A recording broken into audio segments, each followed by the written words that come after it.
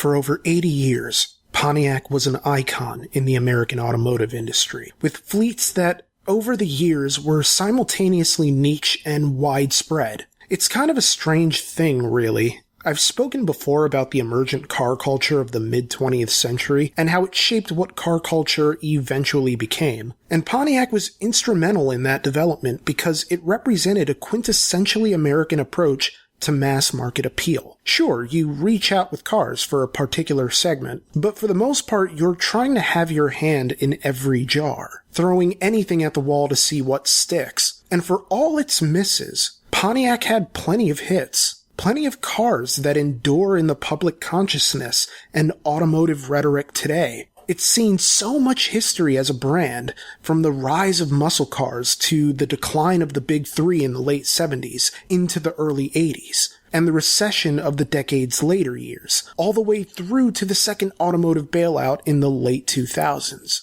Its beginnings were humble for a footprint so large, and yet here we are, talking about them today. And it's hard to imagine car culture without Pontiac, the good and the bad, because for better or worse, it occupied that middle ground between what people wanted and what they could afford.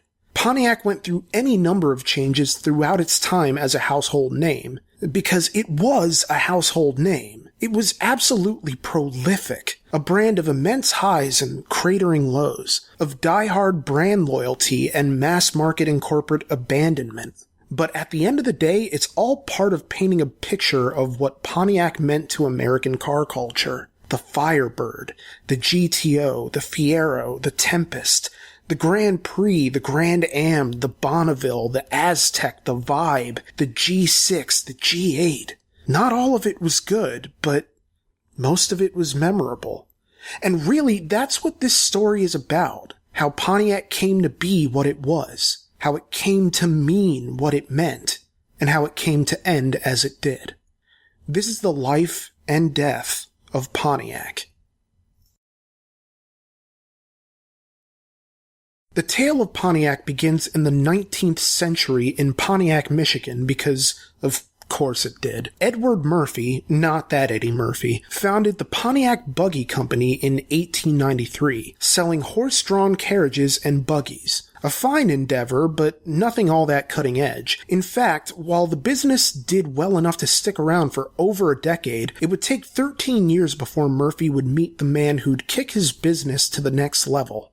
You see, in 1906, Murphy met a man by the name of Alanson Brush, a Cadillac designer turned engineering consultant based out of Detroit. At the time, Brush was fresh off having his proposal for a 2-cylinder Cadillac rejected. But Murphy, who wanted to grow his business beyond horses, believed in Brush's idea. At the time, Murphy's horse-drawn vehicles bore the name OAKLAND, and he decided that the brand name would stick for this form of motorized transport. All the men had to do was put the plans in motion and get this 2-cylinder off the page and onto the road. Easier said than done, of course, but again, here we are. Summer 1907 was when Edward Murphy created the Oakland Motor Car Company with the hopes of taking Brush's 2-cylinder counterclockwise rotating engine and making it the wave of the future. The wave of the future. The wave of the future. The wave of the future. However, the problem in this approach is that, well, Cadillac wasn't exactly wrong to reject Brush's engine. They had their ear to the ground and figured it wouldn't sell, and the eventual production of that engine and its subsequently lackluster performance proved Cadillac right. It was a significant blow to the business interests of Brush and Murphy, whose Oakland Motor Car Company was already in dire straits. Now, this is typically where partnerships dissolve and both men go back to doing whatever it was they were doing before without risking any more than they had to in order to get by. Because hey, it was the early 20th century, and while the future titans of industry were making their bones out there in those mean streets, it wasn't exactly written in the stars for every would-be entrepreneur. I mean, it still isn't today. But still, hard work counts for a lot, but hard work doesn't always guarantee success. Of course, with that being said, when you pair hard work with a dash of luck, you might find yourself with a leg up over the competition. Case in point, a series of falling dominoes that led to Brush and Murphy's fortunes turning around. Let me elaborate. Businessman William C. Durant had become a success story in those burgeoning days of 20th century industry, having founded General Motors while based out of Flint, Michigan. Back then, GM was little more than a holding company for Buick. But it didn't take long for GM to absorb other automotive companies, such as Brush's former boss, Cadillac. During this period, Murphy and Brush remained together at Oakland Motor Car Company with plans to introduce a 4-cylinder, 40-horsepower car with a sliding gear transmission. Unlike the 2-cylinder motor, Brush and Murphy's new car was a success beyond anything they had actually produced before, so much so that they landed on Durant's radar. Before long, plans were put into place for Oakland to be acquired by GM in 1909. But this was a bit of a good news, bad news situation. Yes, Brush and Murphy's car was a hit, and they were in line to become notable businessmen themselves with this acquisition. But unfortunately, Murphy didn't live to see the buyout, as he died from a stroke in 1908 at the young age of 44. It was a sudden and tragic end to a man who set the wheels in motion for the creation of one of the most iconic brands in American automotive history. Yeah, I'm doing the hyperbole thing, but I still don't feel like that's far off. In the years to come, Oakland would become a household name under GM. Well, a household name beyond just being a place in California, or Alabama, or Florida, or Nova Scotia, or Pennsylvania, but whatever, you get the point. It's just a shame that Murphy never got to truly witness the fruits of all his labor. But life is just like that sometimes. Under GM, Oakland vehicles were situated at a price point above Chevrolet, but below virtually every other model in their wheelhouse. However, this proved to be a good thing because it made Oakland vehicles more accessible to the average consumer, who was just getting the hang of this whole driving thing. A V8 engine hit the market in 1916, with production hitting 35,000 units in 1917. But it wasn't an entirely upward trajectory. Oakland was averaging sales of around 52,000 units in 1919, which was good enough to rank them 6th in the United States in overall sales. But quality control issues soon led to their cars getting a bit of a bad rep for build quality. Granted, this is long before the era of message boards and auto blogs, where the failings of a car spread like too much butter on not enough bread. But word of mouth could be a fleet killer, especially if you didn't nip the issue in the bud long before it got out to the market at large. So what did GM do? Well, they did damage control, naturally, particularly with keeping down on rush orders. Yeah, cars were selling hot and fast, but repopulating lots with new models would mean jack if haste led to a crappy end product. So to make a long story short, GM's general manager, Fred Hannum, helped sort out the production schedule to keep things running smoothly. Basically, he normalized the schedule so that they weren't rushing, but they also weren't dragging. And as I say that, I'm already shuddering at the vague notion of J.K. Simmons standing right behind me. Anyway, Oakland had its situation properly sorted, and by the 1920s, they had arguably their biggest success yet with the 1924 Oakland 654A 4-passenger coupe. Eesh, that's a mouthful. Otherwise known as the True Blue Oakland 6, due to the engine but also the paint job from DuPont subsidiary Duco. This paint resulted in a distinctive visual flair for the upstart vehicle, offering the kind of style befitting the Roaring Twenties, as it looked like a prettier version of something a bank robber might die in. You know, get that high-rolling folk hero aesthetic. Under the hood, the True Blue Oakland 6 offered an automatic spark advance, 4-wheel disc brakes, and a brand new 177 cubic inch L-head engine making 44 brake horsepower. Sales figures for the 654A jumped to 37,080 units, and Oakland's brand identity started to shift closer to the mid-upper tier of GM's offerings. Less common man, more luxury brand. Which sounds good in theory, but wasn't so great in practice, as it put a ceiling on what Oakland was capable of achieving. You see, the brand didn't have the sort of lead time in public perception that Cadillac, Buick, and Oldsmobile did, and it was no longer viewed as the affordable, sensible alternative that Chevrolet was, despite actually putting out a car called the Oakland Sensible 6. In a macro sense, Oakland was never going to overtake the top tier of GM's luxury offerings, so it's not surprising that the mid-20s saw Oakland's gradual decline, which was concurrent with the rise of Pontiac, the GM brand named for a legendary Ottawa chieftain, who was also the namesake for the Michigan town in which the cars were produced. Originally introduced in 1926 to fill the gap Oakland had vacated as a middle ground between Chevrolet and Oldsmobile, Pontiac now replaced Oakland altogether, offering cars with 6-cylinder engines that went for 4-cylinder prices, with both coupe and sedan models being produced and unveiled at the New York Auto Show that year. Check out my RCR story on the history of the New York International Auto Show for more about its importance to automotive history, but enough plugs for now. As time rolled on, Pontiac was incorporating some of the Oakland implementations, such as 4-wheel brakes and various engine sizes, among other aspects of GM's broader fleet. At the time, GM introduced a Pontiac Straight 6, along with additions such as independent front suspension, hydraulic brakes, synchromesh transmission, and the first column-mounted gear shifter, the idea being that one could drive for leisure rather than necessity. As a result, Pontiac took a more commanding presence in the market, with the $825 Straight 6 earning the moniker the Chief of the Sixes. By 1933, Oakland was deader than a 360 no-scoped Dragon, as the brand fell into irrelevancy in the wake of slumping sales for mid-level and luxury cars. But even with Pontiac on the upswing, it didn't mean GM didn't still have issues they needed sorted.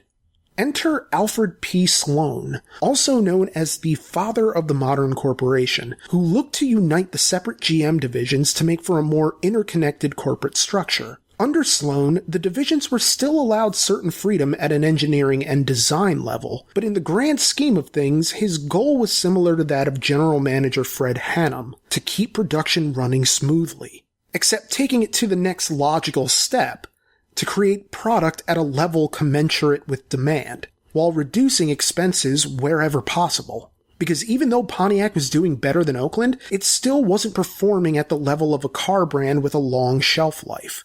Thus, Sloan put cross-divisional manufacturing practices into place at GM. In essence, brands were pulling from a shared pool of resources, cutting down on costs and production time. When the Great Depression hit, this is what helped keep Pontiac viable, as the brand's manufacturing was merged with Chevrolet's, with platforms, body styles, engines, and all sorts of things being used interchangeably. Because in GM's mind, the cost-cutting benefits of badge engineering outweighed the risks of inter-brand cannibalization. Of course, this would come back to bite them, but that's for a little later down the line. By this point, Pontiacs were utilizing 3 different bodies as part of the merging of production with other GM brands. There was the A body that they shared with Chevrolet, the B body split between Pontiac, Oldsmobile, and Buick, and the bigger Oldsmobile C body. Sure, it led to a lot of similar cars with different badging, and you could argue that the marketing costs were likely higher as a result of having to market each similar car separately. But hey, as long as the brands were still afloat, it seemed the cloudy distinction between them was low on the totem pole of concerns, especially during this time of nationwide economic strife. For a man like Sloan, who lived by the approach of, quote, a car for every pocketbook, Pontiac needed to be a brand that sat ideally between Chevrolet's most expensive model and Oldsmobile's least. It was pretty much a baller on a budget brand, as you were getting something that looked cool but at an entry-level price point. For instance, take the Pontiac Economy Straight 8 of the early 1930s, with the iconic stainless steel silver streak band that gave that Art Deco panache to match the smoother, more luxurious driving experience. Now, this was the period at which cars were starting to become more commonplace, and consumers were beginning to come to terms with what they wanted in a car. And not just that, either. They were coming to terms with what they expected in an automobile. People had work needs, luxury needs, even defense needs as the nation entered the Second World War. For instance, by 1941, Pontiac was manufacturing anti-aircraft guns for the Navy, along with tank axles, cannons, and countless engine parts for military vehicles. The world was changing, and commerce along with it. But the automotive world was changing at an equally fast clip, as the mid-20th century gave us the birth of car culture, as we've all come to know and recognize, not just for cars as status symbols, but as a passion unto themselves. Okay, so Pontiac was on the rise, and this is due in no small part to the efforts of our aforementioned GM head Alfred P. Sloan. And this is important because, according to author James O'Toole in his book Leading Change, Overcoming the Ideology of Comfort and the Tyranny of Custom, great title, Sloan ran a tight ship that privileged policies, systems, and structures over people, principles, and values. Now, you might be thinking, well, of course Sloan's values didn't value values. He's a businessman and a businessman, in the paraphrased parlance of Jay-Z. But the problem is that the environment Sloan created resulted in workers who were scared to rock the boat. Sloan kept to a hard production schedule that included annual changes to the styling of vehicles, encouraging users to buy new, which then fed into his pricing structure that had Cadillac at peak expensiveness and Chevrolet in the most modest pricing range. With a car for every budget and every style, the notion was that none of GM's brands would be in direct competition with one another. But overworked, underappreciated employees were quick to unionize in the years prior to the war, staging a 44-day sit-down strike at GM plants in a bid for union recognition. Now that was 1937. And although the Great Depression was in America's rearview mirror, it still very much informed the conditions of the workers at that time. Because, well, it's not like the effects of the Great Depression were in the rearview mirror entirely. There was no love lost for the corporate American businessman, industrialists living high off the hog while their employees struggled to make ends meet. Sloan argued that the strikers were unlawfully holding his manufacturing plants hostage. This prompted Michigan Governor Frank Murphy to bring labor and management into direct negotiations to get everyone back to work.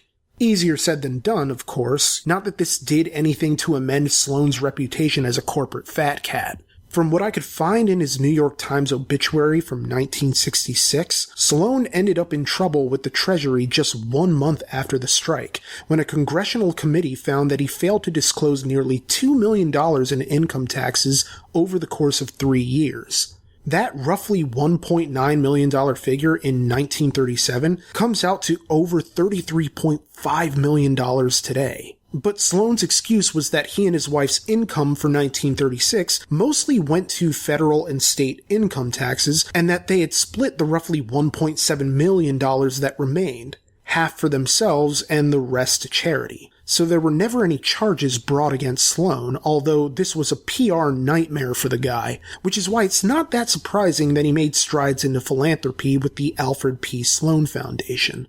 Sloan himself would declare, "Having been connected with industry during my entire life, it seems eminently proper that I should turn back, in part, the proceeds of that activity with the hope of promoting a broader, as well as a better understanding of the economic principles and national policies which have characterized American enterprise down through the years." The move bought Sloan some goodwill, but even though GM was at the top of the food chain, World War II was on the horizon, and with it came substantial challenges, as the Second World War would essentially freeze production in the auto industry, so that by the time America entered the post-war years, there was a backlog of change to push through, which was about in line with Sloan's own predictions for the future of the auto industry. He would write in his memoir, My Years with General Motors, so-so title, but at least it's straightforward, that he expected remaining number one to be far more difficult than reaching that goal in the first place. "There have been and always will be many opportunities to fail in the automobile industry. The circumstances of the ever-changing market and ever-changing product are capable of breaking any business organization if that organization is unprepared for change. Indeed, in my opinion, if it has not provided procedures for anticipating change. In General Motors, these procedures are provided by the central management, which is in a position to appraise the broad, long-term trends of the market. As the industry has grown and evolved, we have adhered to this policy and have demonstrated an ability to meet competition and the shifts of customer demand. But Sloan's approach to corporate management clashed with that of sociologist Peter Drucker, who was given in-depth access to GM for a book he planned to write about corporate business. In writing and researching the book, which he eventually titled Concept of the Corporation, cool title, Drucker had nearly unrestricted access to GM facilities, even joining Alfred P. Sloan on business meetings. It was interesting to think of how ideologies differed, even in spite of the close contact between the two men. Drucker felt management was a more personal element of business, less about blindly following orders and more about collaboration. Although the book praises the management infrastructure Sloan created, which maintained a sense of autonomy among divisions and a continuous flow of information throughout, Drucker's suggestions to improve business were met with resistance. Sloan hated the concept of, quote, federal decentralization, which suggested GM run its company as an organization of mostly autonomous businesses, which was kind of a little bit like what they were doing. I mean, he did allow for certain autonomy between the brands, but I think what Sloan wanted was more of a sense of corporate unity, so that the right hand always knew what the left was doing, which a plan of federal decentralization wouldn't really allow for. He wanted GM to be part of a vast automotive continuum, since this is how they got to the top spot to begin with, and why wouldn't it keep working? But then, Sloan had other issues with how he ran his business, as his accounting methods obviously weren't the greatest, considering his issues with the government, the stuff we already talked about. Never minding the tax foibles, Sloan had essentially kept a structure that placed inventory on the same pedestal as cash, which is kind of crazy. I mean, okay, it doesn't sound that crazy in theory, except if you have a surplus of cash, then great. A surplus of inventory? Not so much. Especially if you're not moving that inventory.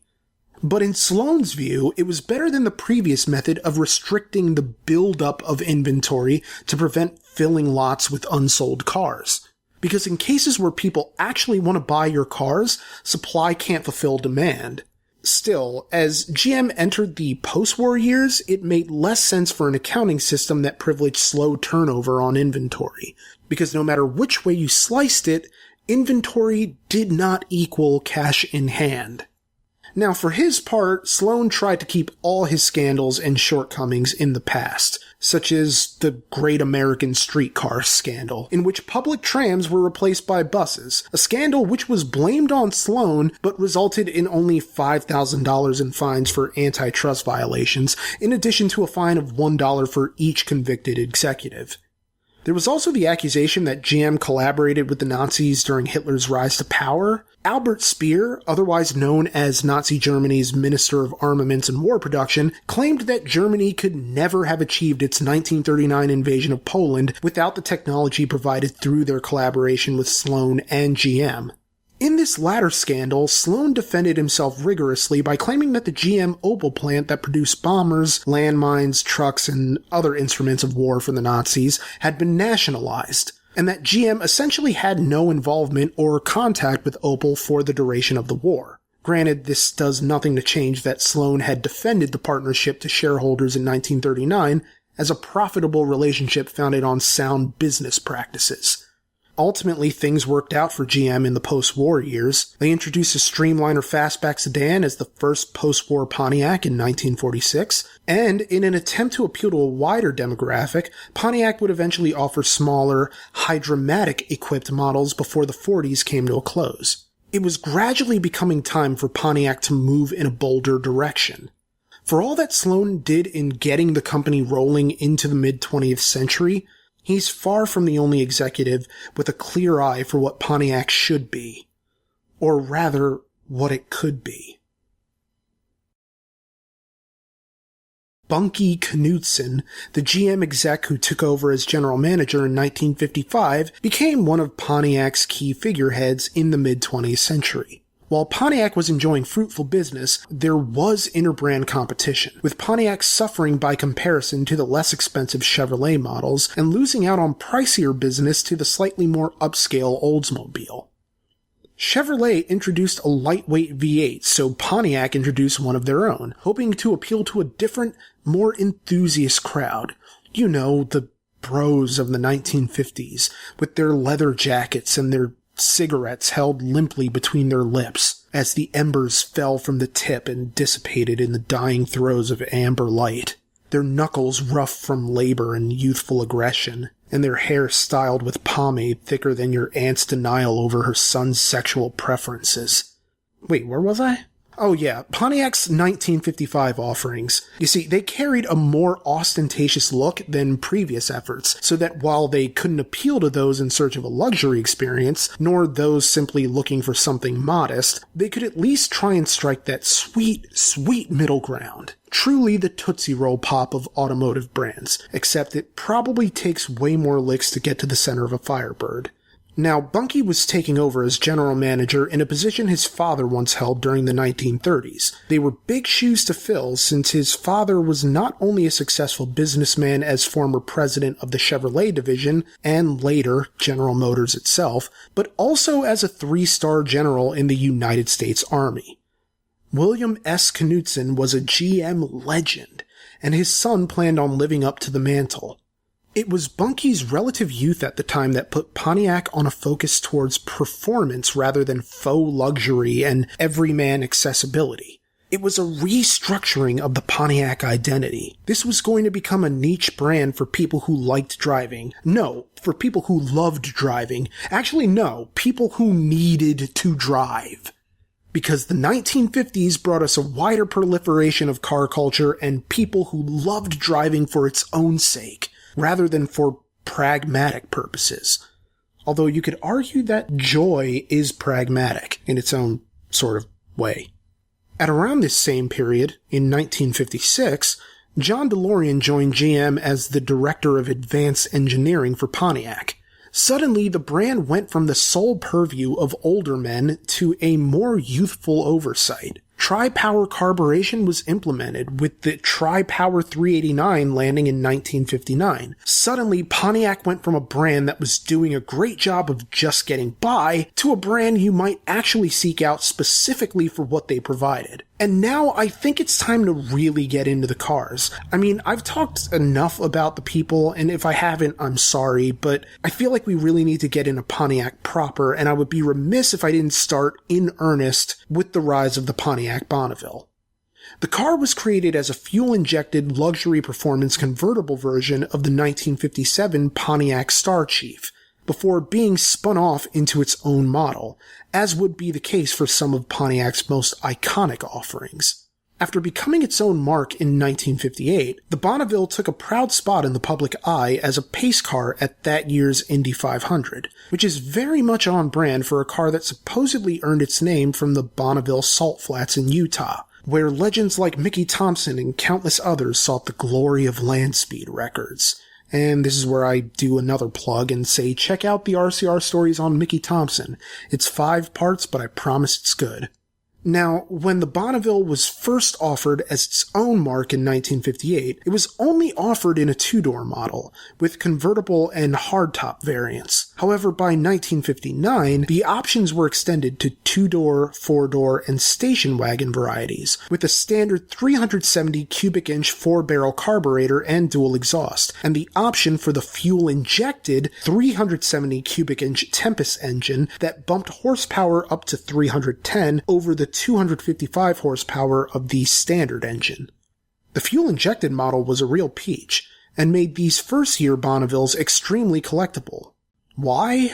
Well, it's because the Tri-Power option was $400 cheaper than the fuel-injected version, and so it sold better. And thus, Pontiac didn't really see the need to build more than a couple hundred of those fuel-injected V8s. Not that any of this prevented the Bonneville from becoming beefier into the 1960s, with 1963 giving you engine choices that included a Super Duty 389 tri-power V8, a 400 cubic inch V8, or an erection-fattening 421 Super Duty V8, making nearly 400 horsepower. Of course, the Bonneville is also significant for its introduction of a new logo for Pontiac, the iconic red arrowhead emblem, also known as the Dart, replacing the Native American headdress logo Pontiac held from its debut until 1956.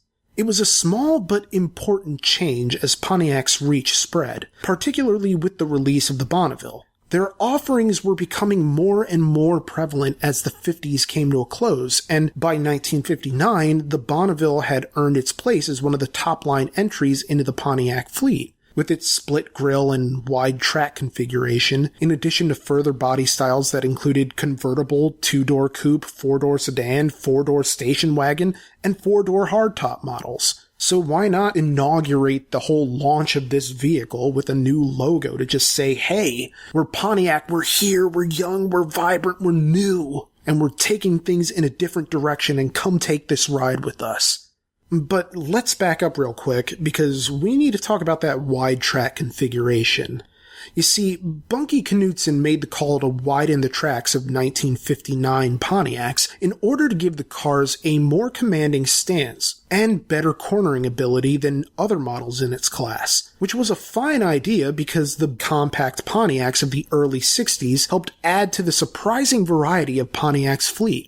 Small, sleek compacts alongside mid-size vehicles and land yachts. Pontiac was really going for that multi-demographic appeal. I'm talking stuff like the Pontiac Tempest, which was one of those BOP models, Buick Oldsmobile Pontiac, and it was an entry-level compact sport coupe with GM's first unibody Y platform, 50-50 weight distribution thanks to the rear-mounted transaxle, and front-mounted trophy 4-cylinder engine. The Tempest even got a Le Mans trim level, because John DeLorean designed this thing to be more than just a compact sport coupe. And really, in a post-war era where baby boomers were reaching driving age, Pontiac's offerings were just plain cool. Now, by November 1961, Bunky Knudsen had moved over to the Chevrolet division, leaving Pete Estes to become the new general manager of Pontiac, while John DeLorean was named chief engineer. They generally shared Knudsen's vision of Pontiac as a more performance-oriented brand, and so they relegated the Pontiac Ventura to a trim option on the full-size Catalina from the same era, replacing the former with the new Grand Prix, which shared visual components with the rest of the fleet, like vertical headlights, for example, while also being differentiated by such styling choices as less chrome, and adding concave rear windows. Around this time, Pontiac was aiming to offer larger engine options to give the fleet a sense of muscularity, even as the fleet was gradually being moved over to GM's A platform, as was the case for the base Tempest and the Le Mans. But if I'm giving these other cars the short shrift, it's because the changes made were merely appetizers on the road to muscle car immortality, with Pontiac debatably setting off the trend with 3 little letters. G-T-O.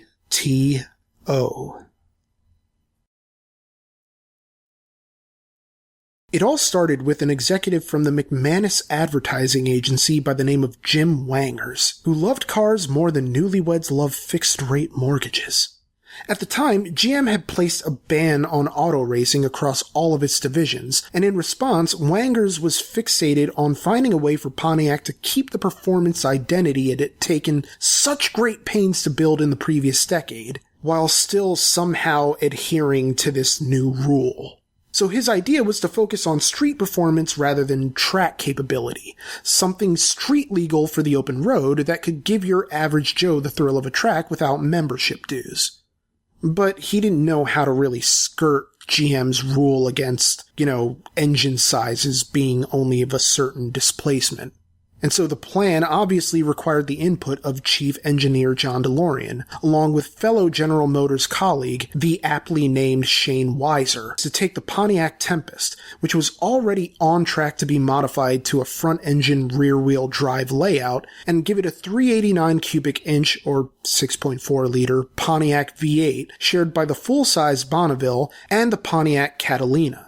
So with the plan in place, John DeLorean worked with fellow engineers Bill Collins and Russ Gee to create a car that essentially was a giant middle finger to GM's new A-body policy that restricted engine displacement to no higher than 330 cubic inches. They got around this by making the GTO an option for the 1964 Pontiac Tempest, since the restriction didn't apply to options. Although saying this is driving me crazy because I looked online everywhere I could, and I continually found conflicting reports of the GTO starting out as an option on the Le Mans and not the Tempest. I swear, for every 3 articles I found on the history of the GTO starting out on the Tempest, I found one talking about its beginnings on the Le Mans, and vice versa. It's weird, and I think both are true in a sense. Let me try to talk this out. And please accept my apologies if I'm as catastrophically wrong as I expect to be. But the Le Mans was initially a version of the Tempest when it was introduced at the end of the 1961 model year. It was basically a trim package for the Tempest in its first 2 years before becoming its own model for the 1963 model year. But for the 1964 model year, it was relegated back to a trim upgrade on the Tempest. So I think that's where the confusion comes from. Even if it was a Le Mans, it was still technically a Tempest, and that's the story I'm sticking to. Now, in 1963, the best you could hope for with the Tempest was the 326 cubic inch V8, but the GTO option offered a 389 cubic inch V8, complete with dual exhaust, improved handling, and GTO badging. The 6.4-liter V8 of the new creation, in comparison to the 323 cubic inch or 5.3-liter V8 of the standard Tempest, allowed Pontiac to cling to the thread of its affordable high-performance reputation. Standing for Gran Turismo Omologato, the GTO made 325 brake horsepower at 4,800 RPM and came standard with Carter AFB 4-barrel carburation, dual exhaust pipes, 3-speed manual transmission, red-line tires, and springs stiffer than a bag of McDonald's French fries 7 minutes after serving. The GTO had created a buzz and arguably kicked off the muscle car craze, but could it actually prove to be a flagship vehicle for Pontiac? Well, despite Pete Estes being fairly confident in the GTO's potential for success and critical renown, sales manager Frank Bridge was less convinced, urging Estes to keep production under 5,000 units for its first run. After all, Pontiac was doing well in the 60s. Why mess with a good thing? Apple carts are so easily upset. So why risk it at all? But even before release, the GTO showed strong dealer orders, even though it was a car that was a big gamble. There were concerns about alienating their older clientele, overlooking the possibilities presented by appealing to a younger demographic. It'd be like CBS deciding to air a teen drama. Old people aren't going to get it, and old people are your bread and butter, so what's the point in trying? But then you go and make the CW anyway, because you gotta appeal to young people somehow, right? And yes, I know, cars are an altogether different animal from the world of television, but it operates along the same principles of profitability. So Bridges' reluctance was kind of understandable, but in spite of his reluctance, he did give his blessing to management, and Estes approved the GTO, and by the end of that initial run, he was validated in his decision to do so, as sales reached 32,450 units in 1964 alone. And the numbers would only climb from there as GTO fever swept the nation, with ancillary products from GTO cologne to GTO driving shoes being sold in stores nationwide. The GTO even had a hit novelty song, as the platinum-selling Little GTO by Ronnie and the Daytons reached as high as number 4 on the Billboard Pop Singles chart. The Tempest sold for less than $3,000 new, and the GTO option went for less than $300 more. The GTO was here to play dual roles, as your gateway Pontiac and as your apex Pontiac as part of a revolution towards muscle. By 1966, the trim level had proven so popular that the decision was made to offer the GTO as its own model, resulting in its most successful model year ever, selling 96,946 units. With the GTO firmly entrenched in American pop culture, Pontiac could focus on other vehicles to further boost their profile in the late 60s and early 70s. To this end, the Pontiac Grand Prix had an impressive reputation in its own right. In particular, the 1969 Grand Prix was arguably Pontiac's best-looking car for that period, particularly for the mid-sized, mid-luxury market. While it was a GTO underneath its longer hood, that hood itself drew to mind the types of big cars that were gradually going out of style, tapping into a burgeoning nostalgia for the immediate post-war era. The design was made at the direction of then General Manager John DeLorean, who wanted the Grand Prix redesigned for '69, stretching out GM's A platform to create what would come to be known as the G body. But for now, the Grand Prix was simultaneously important, but also a middle ground between eras of Pontiac, a performance-focused Ventura that became a more opulent Catalina to hold the luxury car line. Pontiac wanted to keep its bases covered, to have variety for multiple demographics. But at the end of the day, Pontiac was at its best when focused on performance. And as they came into the 70s, Pontiac couldn't play the middle if they wanted to have the success of their rivals. In short, it was time to bring the fire. Now, part of the impetus behind the Grand Prix redesign was that the first generation was hit with declining sales, perhaps due in large part to luxury cars going out of vogue with the general market. So the idea was to trim it down a bit, lengthen the hood, and offer performance and handling where luxury wouldn't suffice. Hence why the car shares similarities with the GTO under the hood. In a downturn in business, you go back to what works. And the GTO was very much riding a high for Pontiac. In fact, it seemed that while other companies were shrinking their fleet in response to the Arab oil crisis, Pontiac was kind of getting beefier. Case in point, the Pontiac Firebird. Now, when the Firebird entered the fray, it may not have seemed all that different from others in its class. After all, GM had already entered the pony car market with the Chevy Camaro. But the Firebird went for a more rugged, streamlined aesthetic.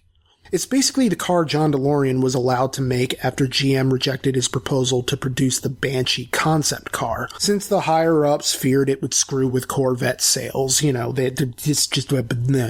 So this was their compromise, and although the Firebird utilized the Camaro chassis and, like the Camaro, offered 6- and 8-cylinder engine options, this sort of platform sharing wasn't exclusive to GM.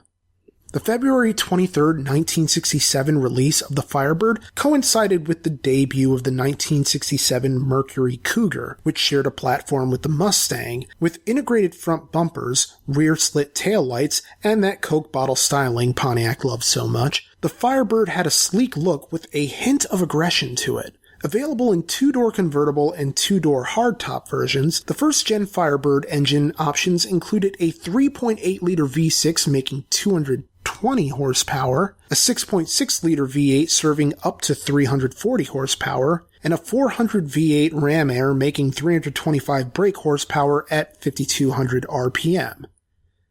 It was cool, but not as cool as its eventual upgrade in the form of the Trans Am, which was added to the Firebird as a specialty package for its second generation, improving everything from suspension to horsepower to handling.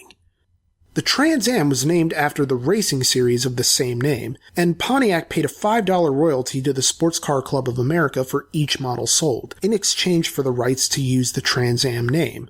This would prove to be a fairly lucrative deal, as the Trans Am was the apex Firebird in a lot of ways. With its anti-sway bars, 335 horsepower Ram Air 3, or the optional 400 horsepower Ram Air 4, and a lowered suspension with big-ass tires.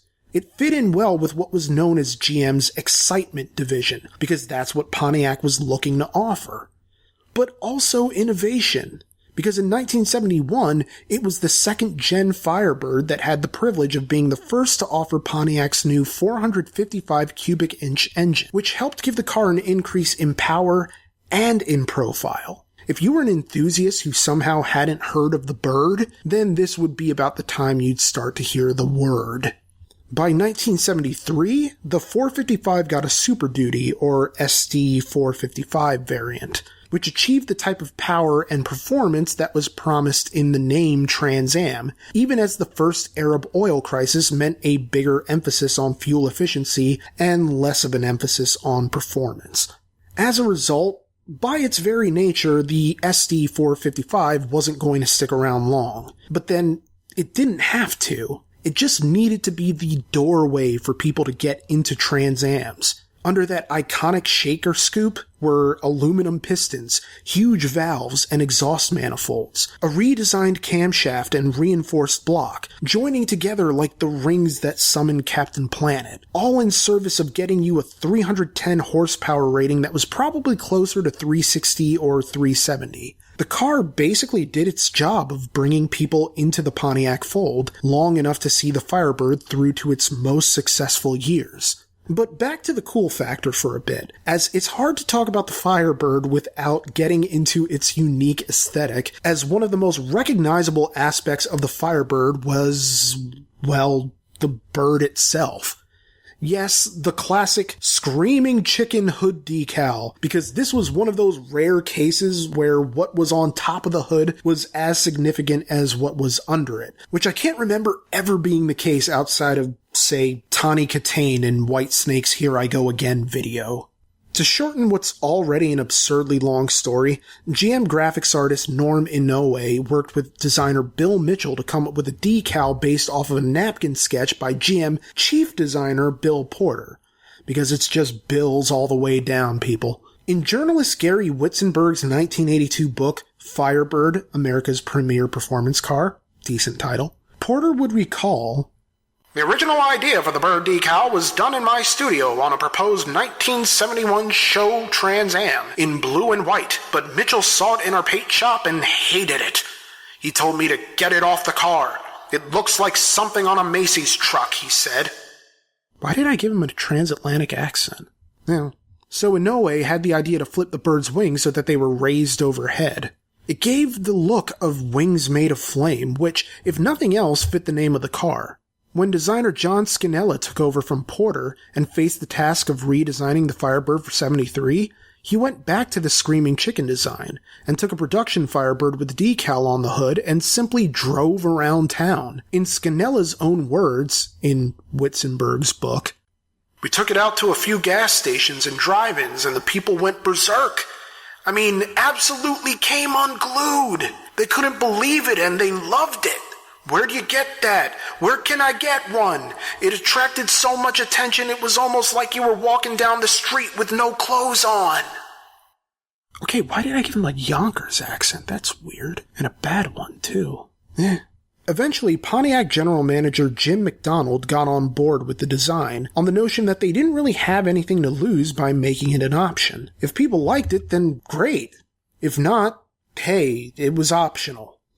And if nothing else, it set it apart from the Camaro, which was already giving the Firebird in-house competition. Over the 1970s, sales of the Firebird Trans Am grew, and its place in pop culture began to take hold. Sure, it still shared the Camaro's F-body platform, but what it lacked in its own fully formed individuality, it more than made up for in zeitgeist appeal, as it became the quintessential 70s car. Again, debatable, whatever. But I mean, come on, it appeared in Smokey and the Bandit. It's hard to think of a Firebird from that period without thinking about that movie. It just looks like Burt Reynolds, for crying out loud. By 1980, the Trans Am was the official pace car for the Indy 500, and by the time it was featured in Knight Rider as KIT, the Knight Industries 2000 car, its place in automotive pop culture history had already been solidified. This was just placing a rubber stamp on a legend. Now, the good news was that Pontiac was flying high in sales, with 850,000 units sold across their fleet. This is thanks at least in part to the aforementioned Firebird, although the company had high hopes for the Pontiac Fiero, their first mid-engine two-seat production car, which got more props for looking cool than for actually being fun to drive in its early years. And it's kind of a shame that the Fiero got overlooked during this period, because it was a car with loads of potential that only realized that potential too late. You see, General Motors saw value in a sporty daily driver that they didn't have to worry about competing with the Corvette. So the Fiero utilized a reworked version of the GM 2.5-liter Iron Duke Inline 4, which offered better fuel efficiency and just enough oomph to feel competitive with other cars in its class. But for something sporty, it really wasn't as zippy as some consumers were probably expecting upon release in 1983 for the 1984 model year. But then the Iron Duke was targeted towards running at low RPMs rather than revving high. It was geared towards fuel efficiency in ways the Corvette V8 just wasn't. You also have to factor in that a lot of the parts used for the Fiero were borrowed from GM economy cars of the period, whether brakes, suspension, or tires. It was a car that simply got off on the wrong foot by being too much of a hodgepodge collection of other cars. Sure, it looked cool, at least I think so, but the appearance wrote a check that the car itself, in its original form, couldn't cash. It wasn't until the second oil crisis of the late 70s was far in the rearview mirror that Pontiac started beefing up the Fiero, with models such as the GT, which offered a souped-up V6 that got over 40 horsepower above the base model, along with bigger tires and a retuned suspension. Later, Pontiac re-added the two-piece brake calipers and improved brake rotors to the suspension, which had to be removed from the first-year model due to cost concerns.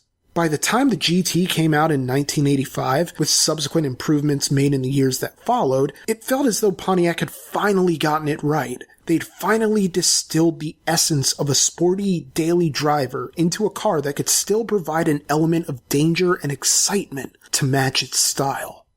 But by the late 1980s, the Fiero had spent so much time suffering under the weight of unmet expectations and small but noteworthy recalls over everything from engine fires to coolant-related air bubbles in the radiator that sales declined significantly in its final years, even as it finally delivered on the promise of its mid-engine layout and suspension upgrades, and became the fun, youthful car it should have had the chance to be from the start.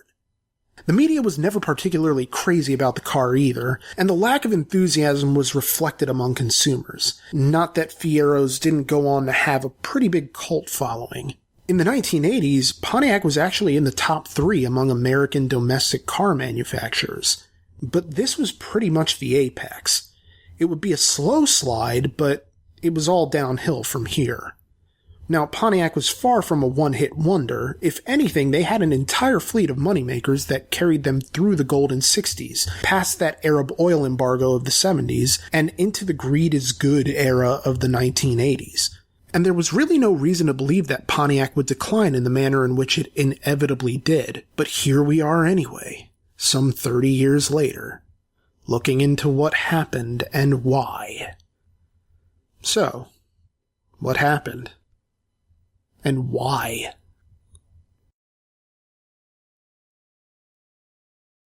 The age of the Jeep was upon us. The minivan was riding a wave of popularity. Imports remained as popular as ever, and the family station wagon was, it was everywhere. So where did Pontiac fit in all of this? Well, the 90s brought a more sporty Firebird, or at least an attempt at one, along with a redesigned Grand Am to reach out to the people they'd lost to foreign automakers in the 1980s. The Bonneville was softened in its appearance, although the SSEI supercharger gave it an extra bit of allure that the base model was lacking. But for all its attempts to go back to what worked in the past, Pontiac didn't reap much in the way of rewards for their efforts. And I think a lot of it goes back to that old GM approach better known as badge engineering. I talked about it a bit earlier, but it only became more pronounced in this era. I mean, the Sunbird was a Cavalier. The Firebird was a Camaro. Even down to specific years, models shared an aching lack of distinction, with cars like the 88 Grand Am sedan looking like a 5th-gen Buick Century of the same body style. What happened to the visual flair that set Pontiac apart? The maverick, rebellious style that kept the brand in the conversation? But there were also larger issues related to the fleet itself, and the relative lack of excitement generated by GM's so-called excitement division. And you know what? Look, I get it. I get where GM was coming from, with the idea of remaking the same cars for different price segments. But what you ended up with was reskinned versions of the same car so that the entire fleet across all of GM felt recursive. That feeling of automotive deja vu. And the Pontiac Sunfire was pretty much the apotheosis of this nonsense. Because who really needed a mock sporty front-wheel drive car with all the flair of a supermarket produce aisle? At least the produce aisle has cantaloupe and apples and sources of much-needed roughage. But was anybody getting hyped over the Pontiac Sunfire? Even in 1995, with our Blind Melon cassette tapes and our Zubaz pants with fanny packs, frosted tips and puka shell necklaces, and pockets filled to bursting with AA batteries because God forbid our Walkman dies on our walk to the mall.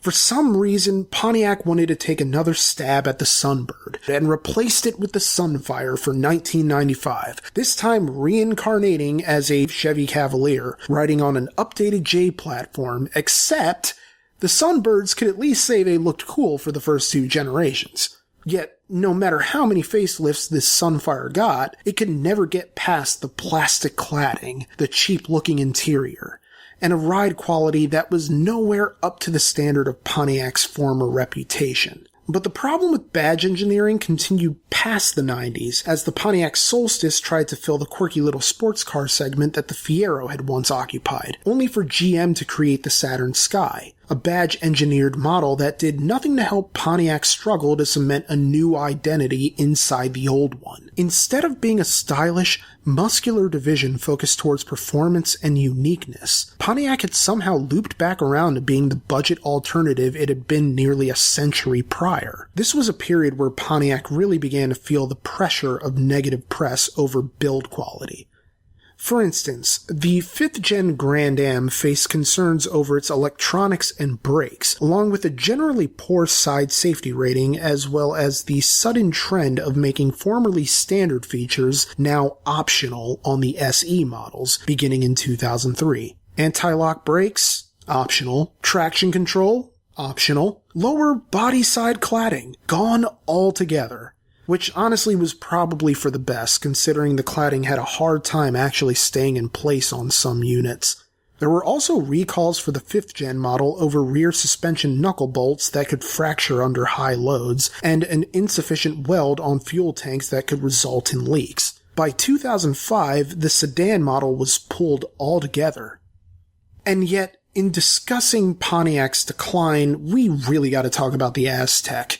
And yeah, I know, we already reviewed it, but we gotta do it more. You see, in a sense, the intentions behind it were noble. Why not make an SUV with available all-wheel drive, plenty of cargo space, and roomy seating? Why not make an SUV with the athleticism and fuel economy of a smaller car? And why not make it affordable? I mean, I get it, the heart was in the right place, as it could, by turn, appeal to both the young and adventurous types and the older consumers looking for the option of adventure as an oasis within the desert of family life.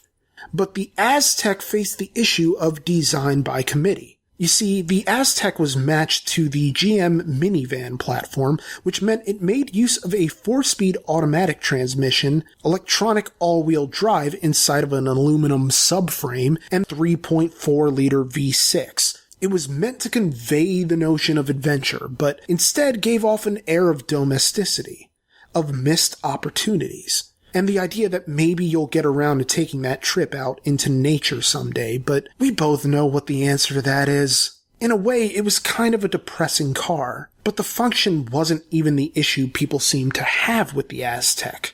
No, it was the design. Guided by Tom Peters, the head of exterior design at General Motors, the Aztek was an attempt at harking back to the risk-taking era at Pontiac. As Peters would note in an article with Business Week, "We wanted to do a bold, in-your-face vehicle that wasn't for everybody."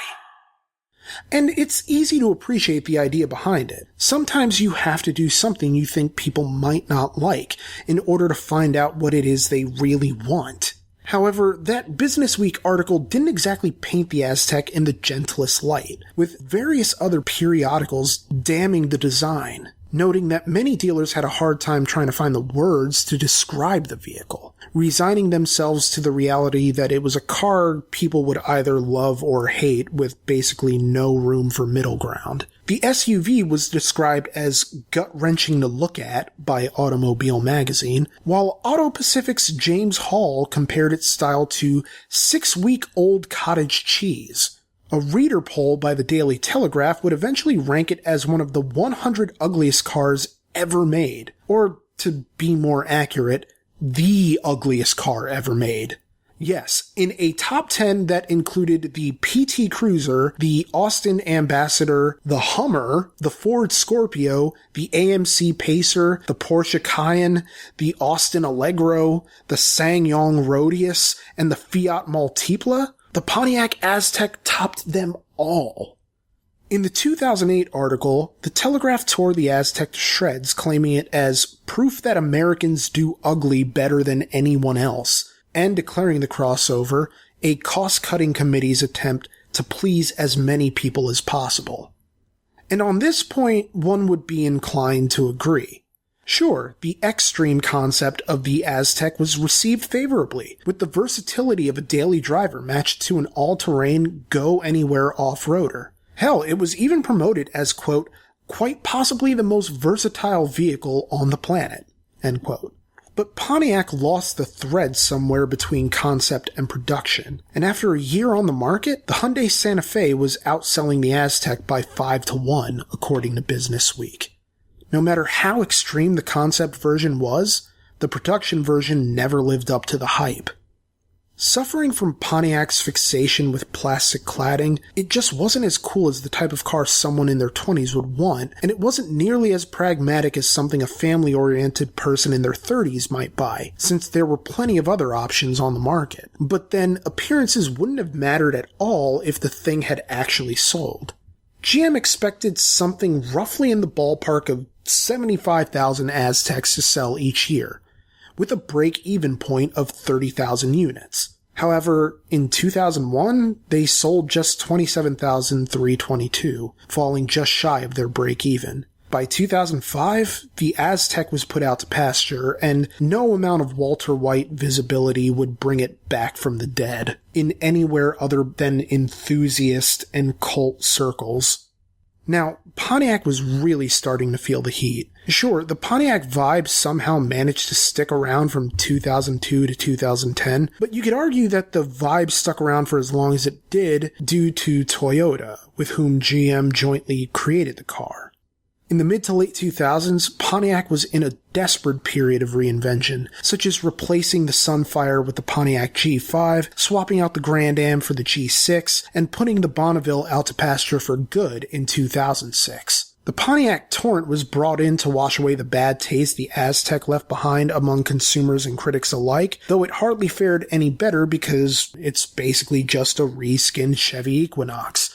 We got the previously mentioned Pontiac Solstice, the front-engine rear-wheel drive sports car that came too little too late, and along those same lines was the Pontiac G8, which itself was a rebadged Holden Commodore that quickly managed to build up a reputation as an authentic driver's car, with the GXP version offering an LS3 V8 making 415 horsepower and 415 torque, making it one of the most powerful production models Pontiac ever offered. But again, it was late to the party. Fleet sales were worse than they'd ever been, and none of the old tricks were working anymore, whether it was the badge engineering to save on production costs or going back to the performance well. The economy was in a bad state in general, and the automotive industry was cratering like it never had before, leading to bailouts, cash for clunkers, and the rot of manifest need to rescue American industry from ruin. So what happened? The same thing that typically happens when the American auto industry is in dire straits. A knock on Uncle Sam's door. By December 2nd, 2008, GM was facing tough decisions. You see, they needed $25 billion in loans from the government, but they weren't going to get a dime if they didn't cut down on the number of brands. The reasoning from the government was that GM didn't need so many different brands cutting into their own bottom line and reducing the likelihood of profitability. They had already phased Oldsmobile out of existence over a gradual period from 2000 to 2004. But that wasn't enough. They had to cut deeper if they wanted to secure those loans. And yet, out of the brands GM offered to sacrifice at the altar of Congress, the first wasn't Pontiac. It was Saturn. On February 17, 2009, GM offered to get rid of Saturn and sell off their Saab and Hummer divisions. The rationale behind keeping Pontiac at the time was to transform the brand into their youthful and sporty division, which would help round out and diversify the GM fleet. And it would cost less to manufacture new Pontiacs, not because of badge engineering and other cost-cutting measures, but because of the plan to potentially keep as many as 4 models for the brand and as few as just 1. So Pontiac would still be around, they'd just be making fewer of them. The amount of faith GM seemed to have in Pontiac was in no way reflected in the amount of cars they were actually selling. And yet, one of the first things they teach you when you're learning about writing, a practice that probably could have helped make this RCR story a whole hell of a lot shorter than it has been, is to kill your darlings. Even if you think something works, it doesn't necessarily mean it's what's good for the product as a whole. Even if GM had wanted to keep Pontiac, it no longer made sense to, since even their successes were only modest at best. This isn't to say it wasn't tough all over for the auto industry in 2009, but these guys were facing actual bankruptcy due to slow sales and losses. And if you're going to go to Uncle Sam for help, you'd better come correct. And so it came down to either eliminating Pontiac or GMC, or Pontiac and GMC. Regardless, GM had a decision to make, and they conducted a study to try and parse out what, exactly, they should do to save their company. Whatever would allow them to retain the highest profit potential and accrue the least amount of backlash. And so GM ultimately decided they would keep their GM truck line because fleet vehicles and America, while getting rid of Pontiac altogether. This was first revealed in a report dated April 23, 2009, with GMC joining the other survivors of the GM lineup, Chevrolet, Cadillac, and Buick. On April 27, 2009, GM officially announced the death of Pontiac, with plans to phase out production by year-end 2010. The decision led to the loss of over 7,000 jobs in the United States. Naturally, there was backlash over the elimination of Pontiac. Less over the lost jobs and more over the notion that it should have been Buick that was sacrificed instead. In particular, Pontiac dealer Robert E. Cherney expressed his disappointment in an October 19, 2009 letter to the editor of Automotive News, titled, "Why Kill Pontiac? Why Keep Buick?" Straightforward title, I like it. Cherney wrote, "To the editor, I'm writing as a former Pontiac dealer of 32 years who is concerned with the lack of questioning about the demise of the brand. After the big push for Project 2000 to put Buick, Pontiac, and GMC under one roof, one would think that would have more or less solved the duplication of products. To kill Pontiac now seems senseless. Keeping Buick now also is senseless from an outsider's view. Buick's 9-month U.S. sales of 72,389 units compare with Pontiac's sales of 151,818 units. No one is even taking into consideration the demographics of the buyers of both brands. I wonder how much influence Washington's car czars with no automotive background have had on this decision. I feel it's a sad commentary that there's a lack of noise about this compared with the reaction when Oldsmobile went away. I hope this letter generates some reaction and gets a response from the new General Motors." Well, funnily enough, Cherney's letter did just that. Susan Docherty, the vice president of U.S. sales at General Motors, ultimately defended the decision to ditch Pontiac in a response letter dated October 26, 2009, challenging Cherney's rhetoric of characterizing it as a Pontiac versus Buick situation. After all, the two brands occupied completely different market segments, didn't they? Something had to go, and to Docherty, Pontiac was the clear, albeit painful, choice. The letter reads, "Regarding Robert E. Cherney's October 19th letter, Why Kill Pontiac? Why Keep Buick? I'd like to assure your readers that phasing out Pontiac was one of the most difficult decisions of my career, but also one of the most necessary. Pontiac had been unprofitable for several years. A team, many of whom were passionate about the brand, tried in vain to save Pontiac and make it profitable, but none of the scenarios proved viable. We kept Buick in the General Motors family because it is highly profitable and will grow with new models over the next few years, giving Buick an offering in several sedan and crossover segments. The Enclave is already a market success, with 50% of the buyers brand new to Buick. The 2010 LaCrosse is performing well, attracting younger buyers and those who are trading in imports like Lexus and Acura. And the 2011 Regal, a mid-size sports sedan, arrives in U.S. dealerships in the spring. And the Regal is already a hot seller in China and is based on the highly successful Opel Insignia, the 2009 European Car of the Year. A little further down the road, there will be a compact sedan and a small crossover joining the family. We feel confident that we chose to save the right brand and that Buick has a bright future ahead of it." So yeah, basically read like ad copy. But I think the key factor in Doherty's letter here is Buick's success in the Chinese market. They were selling hotter overseas than they were in America, but it would be naive to think that phasing out the brand in the US wouldn't put a dent in its worldwide reputation, especially for a more luxury-oriented vehicle brand, where the name of the game is status, or at least the appearance thereof. Buick's had a consumer loyalty that Pontiac just didn't at the time, perhaps due to the amount of infighting among people who loved Pontiacs, strangely enough. I mean, you had purists claiming that anything made after the second oil crisis in 1979 wasn't a real Pontiac because it didn't have an authentic Pontiac engine. It was all 80s badge-engineered garbage that was missing the bohemian, free spirit of those early GTOs and Firebirds and all that. But in a way, you could argue that that sort of gatekeeping led to Pontiac's death, because the gatekeepers weren't actually supporting the brand in a way that mattered to Pontiac's bottom line. And from their perspective, why would they?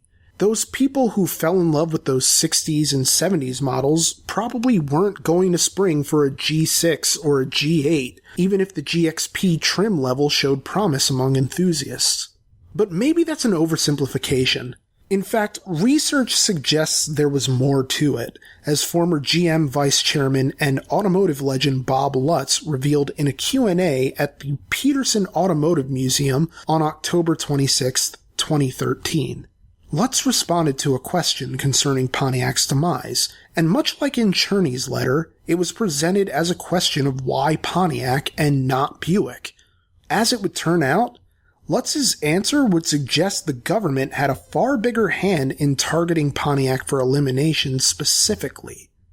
The following is a transcript of Lutz's comments on the brand's demise. "The feds basically wanted to get GM down to Cadillac and Chevrolet. They said, you don't need all these brands. You need one prestige brand and one mass market brand. And we said, well, we can't get rid of Buick because Buick is important in China. And if Buick becomes an orphan in the United States, then the Chinese are no longer going to be interested in it. And the Fed said, fair enough, but everything else goes. We said, well, we'd also like to keep GMC. They said, well, GMC is basically just like Chevrolet. And we said, that may be true. There may be a lot of shared components. But GMC is an entirely different image, a different customer base. And people are willing to pay different prices for a GMC. And here's the profitability. And the Fed said, whoops, okay, keep GMC. So now we had Buick, GMC, Cadillac, and Chevrolet. And then I badly wanted to keep Pontiac, because Pontiac was on its way back. And it had been mismanaged for a number of years, with rebuild excitement. And the excitement was only in the plastic body cladding. Mechanically, there was nothing about Pontiac in the 90s that would make your heart beat faster. And with the Solstice and Solstice Coupe, and with the Pontiac G8, which was a great car, we were embarked on a strategy of making Pontiac different from the rest of GM, in that Pontiac wouldn't get any front-wheel drive cars. They would all be rear-wheel drive, and the next G6 was going to use the architecture of the Cadillac ATS. It was going to be a 3 Series sized rear-wheel Pontiac, with basically the Cadillac ATS de-premiumized, obviously, a lot of the cost taken out, but still fundamentally that architecture. That was going to be the next G6, and I think we could have moved Pontiac away from every other American volume brand, and really started positioning it as attractive US alternative to some of the, and obviously at much lower prices than European rear-wheel drive cars. But the Fed said, yeah, how much money have you made on Pontiac in the last 10 years? And the answer was nothing. So it goes. And when the guy is handing you the check for $53 billion, says, I don't want Pontiac, drop Pontiac or you don't get the money, it doesn't take you very long to make up your mind. But I think it's a shame. Pontiac was on its way back, and it was killed before the plant could really sprout blossoms, you know? It was well on its way. So I agree with you. I think Pontiac was a great, wonderful history, mismanaged for a number of years in the 80s and 90s, and it was clearly on its way back, and we were starting to see a very good customer base in Solstices, and especially in the G8, which was favorably compared in a lot of road tests to the BMW 5 Series. People would say dynamically the car is as good and it's more powerful and way cheaper, but that was too bad. But you can't go through Chapter 11 without some really harmful effects. It was a sad story, but in an even sadder way, it made a certain kind of sense. Why Pontiac and not Buick? Well, Pontiacs just weren't getting it done among consumers anymore. Sometimes it really is just a game of numbers, of ones and zeros, and fat stacks of cash, and the hope that maybe tomorrow will be different. Tomorrow will be better. So with that, the sun set on Pontiac, and there was no going back. Or was there? The answer is no. No, there wasn't any going back. Although Michigan Pontiac dealer Jim Waldron expressed interest in purchasing the Pontiac brand. But by then it had already been decided that Pontiac was being sent to the automotive junkyard in the sky. It was May 2009, and GM had decided that the brand just wasn't going to be for sale. It was just going to be shuttered completely.